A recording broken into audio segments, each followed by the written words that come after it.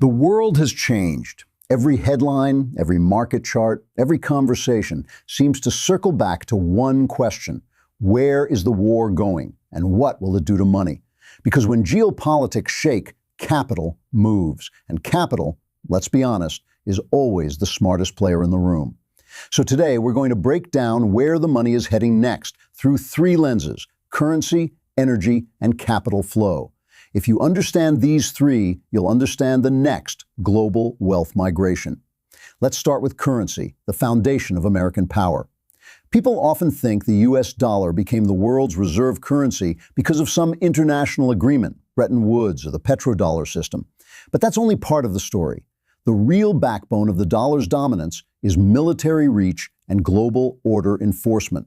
When the United States can no longer guarantee the safety of critical trade routes, like the Strait of Hormuz, the credibility of the dollar itself begins to erode, and we're already seeing signs of that erosion.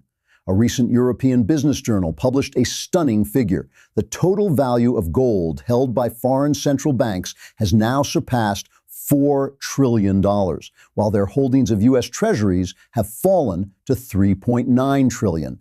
That's the first time in history that gold reserves have overtaken U.S. debt holdings.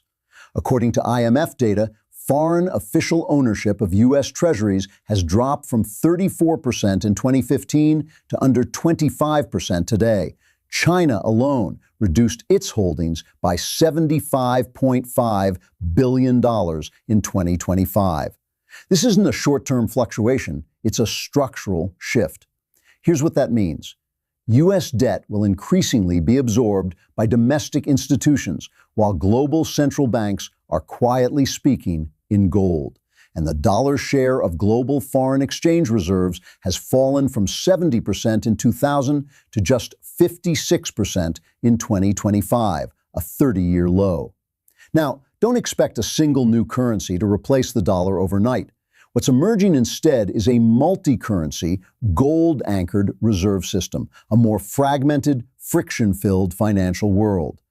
In that world, the strongest currencies will belong to nations with three things: deep gold reserves, credible military power, and high productivity. Next, let's talk energy, the bloodstream of the global economy.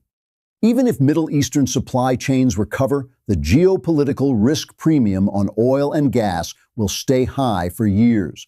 That means higher inflation, slower growth, and ripple effects across every supply chain. But here's the twist. Every country now wants to reduce its dependence on Middle Eastern energy. That shift opens new doors. China's oil and coal, Russia's crude, North America's shale, Latin America's deep water fields, Central Asia's gas, all will gain market share. And the biggest winners? Renewables that don't rely on vulnerable shipping routes, hydropower, wind, solar.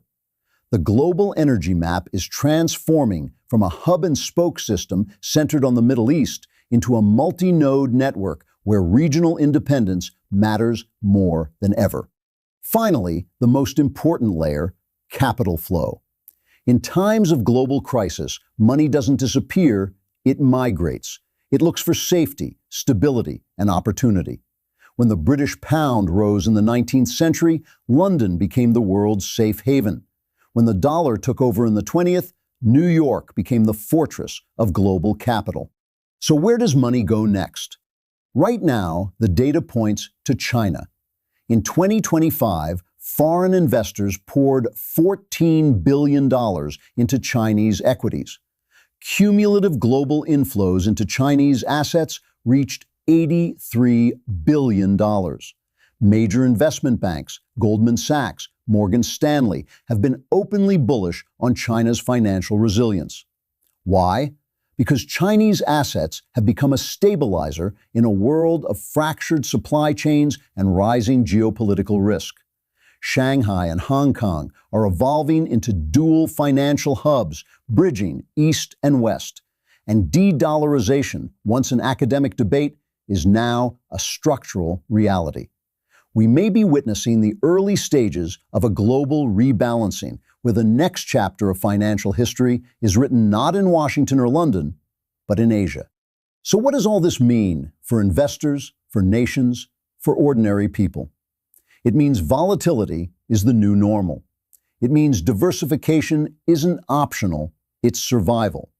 It means gold, energy independence, and regional stability will define the next decade's winners. And it means the collapse of a single hegemonic system, the US dollar era, won't happen in a flash. It'll happen quietly through 1,000 small reallocations, 1,000 balance sheet decisions, 1,000 shifts in trust. When central banks choose gold over treasuries, when oil routes lose their guarantees, when capital starts flowing east, that's not chaos. That's the next order taking shape. So the question isn't whether the world is changing. It's whether we're ready to see where the money goes next. If you found this breakdown helpful, hit subscribe, because understanding capital flow isn't just about markets. It's about seeing the world before it moves.